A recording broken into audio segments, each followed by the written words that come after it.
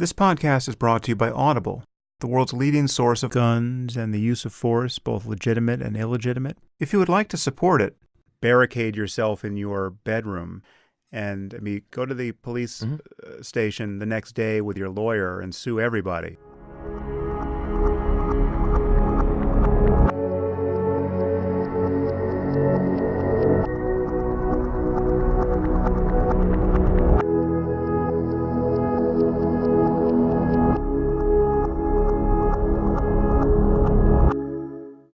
Welcome to the Go Into a Saloon podcast. This is Ham Sarris.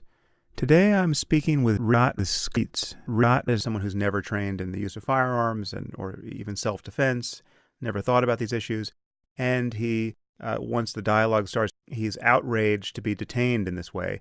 He's a person who thinks that they don't need to think about self-defense or don't need to think about home defense in particular, or don't need to think about owning a gun, because they can always dial 911 and summon a police officer.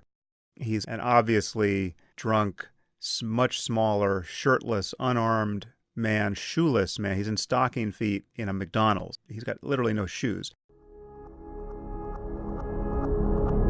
Okay, well, I'm here with Uncle Rot. And this is, to me, one of my worst nightmares. I assume that it's going to go sideways. Now, I kind of have three broad areas that I want to touch on. One is just violence in general and self-defense and related topics. The other is guns and gun control.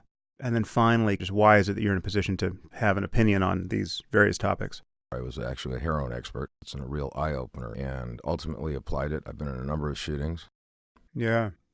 It's just night and day. So many people in my audience, I think, frankly, can't imagine totally legitimate, understandable uses of deadly force, and you wonder why people are getting shot. Well, wonderful question. And I think we're about to get into a really absolutely fascinating area of the application of deadly force and training.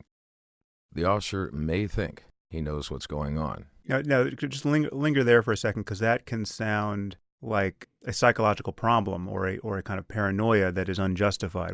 Can you justify that expectation? Yeah, that's a good point. I mean, I look like a burned out hippie, refugee from Woodstock, wearing my Birkenstocks and so forth. Not quite, but yeah. Those of you who can't see him, if you need the caricature of him, he's essentially a Jewish intellectual who really wouldn't scare anyone. Well, what you're looking at there is contempt of cop. What, are you going to pull out your gun on me now? Well, that is the general consensus with people that I've talked to. That's kind of humorous, to a degree. I don't know what the solution is.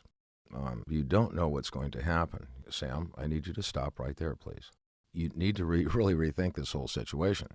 So what you've just described is certainly troubling. Those better be some good avocados. There's some great avocados. So let's say, for the sake of argument, I'm working Wilshire. We got avocado theft, farmer's market. So I race up there. What did he steal? Avocados. How many?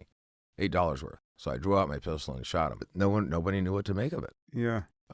But officers would have to do most of that stuff on their own. And a lot of officers simply aren't willing to do that. And what they do, unfortunately, I think, is they hope that fight's never going to come to them. But if you think about it from that term, the next time a cop stops, you have no idea. The next time a police officer stops you, you don't know what's gone on. You don't know what's transpired. You don't know what he's experienced in the last 2 or 3, 4 days. Right. Your life experience isn't relevant information. Jesus. Okay, fine. I go back home. There are women who could choke both of us out. They clean our clock. At the same time. You are absolutely wasted. You're tired. You're just exhausted. You have a family to take care of. You have bills to take care of. Mister, I don't know who you think we are, but we don't put up with this kind of hooliganism here in Exeter. Mm-hmm. Well, I think so. Let's just linger there for a second, because I think there's skepticism among some people about whether that's even true. Well, guess what? Bad things can happen. You have to be paranoid. In other words, the next time you go to the movie theater, you have to low crawl to the concession stand and flashbang the popcorn machine and have your kids cover you from the rear. Why aren't you understanding what I'm saying? Why can't you feel the empathy for me? On the point of firearm safety, I should just say that you emphasize safety to a degree that looks like the behavior of someone with obsessive compulsive disorder. I mean, it's like a religious ritual. Much to your chagrin. Yeah. This is the one thing that reliably infuriates me. In order to have a firearm available to use in an emergency, you have to store it in some way that is not safe, in some way that it has to be out of and available for a kid to pick up and shoot himself or his sister with.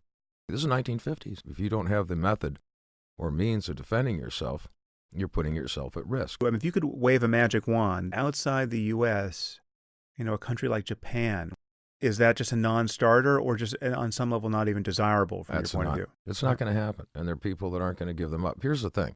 Okay, you're going to take the guns away from mentally challenged John Wayne. Mm-hmm. One of the justifications or the primary justification for law-abiding people to have access to guns is just the fact that the bad guys should have access to it anyway, and it has nothing to do with the fact that the bad guys, just by dint of accident, in the U.S. can always get their hands on guns.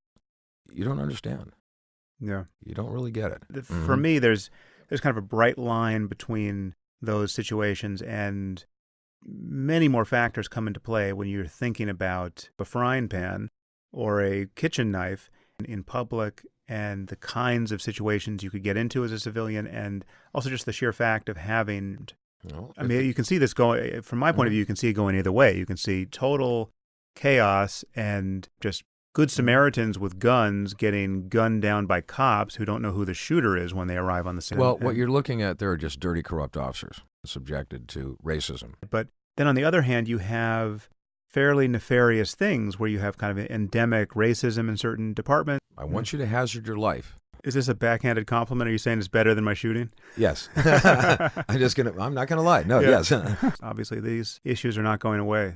Okay, we're going to end the podcast right now.